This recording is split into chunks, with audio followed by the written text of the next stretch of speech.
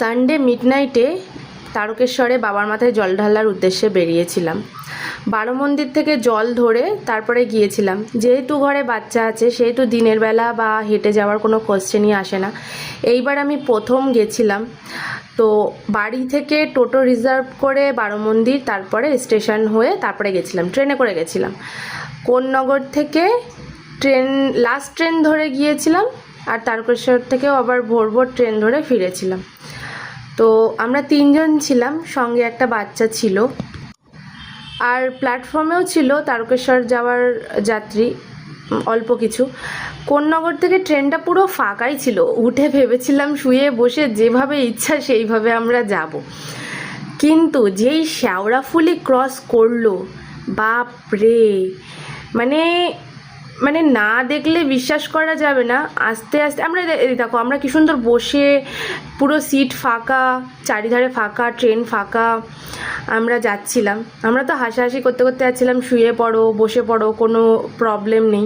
কিন্তু যেই শেওড়াফুলি ক্রস করলো, শেওড়াফুলি ক্রস করেনি, সে শেওড়াফুলি থেকে ওরে বাপরে কি ভিড়, পুরো মানে প্ল্যাটফর্ম ভর্তি লোক। এই দেখো প্ল্যাটফর্ম ভর্তি লোক, মানে উঠে পুরো ট্রেনটাকে ভর্তি করে দিল।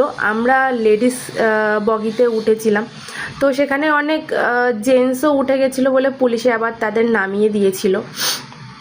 যাই হোক, পরবর্তীকালে মেয়েরা বলা বলি করছিল যে মাঝ রাত্রিবেলা কিছু ছেলে উঠলে কি অসুবিধা আছে, বাবার মাথায় তো জল ঢালতে যাচ্ছে।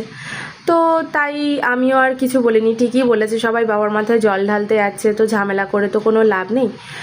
তারপর প্রায় 1:40-45 নাগাদ তারকেশ্বরে নেমে কিছুটা হেঁটে যাচ্ছিলাম।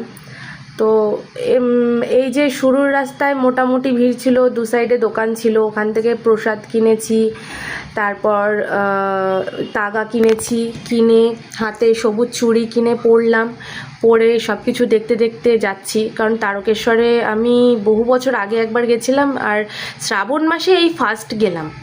তো এই দেখো কত ভিড়।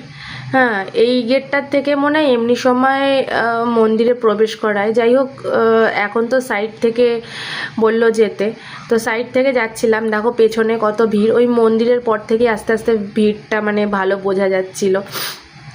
তো আমাদের সাথে একটা চমৎকার হয়েছে, আমরা তো ভেবেছিলাম এত লোক মনে হয় পরের দিন বাড়ি ফিরতে ফিরতে দুপুর 1-1:30 বেজে যাবে, কি হবে কে জানে, বাচ্চাগুলো কান্নাকাটি করবে।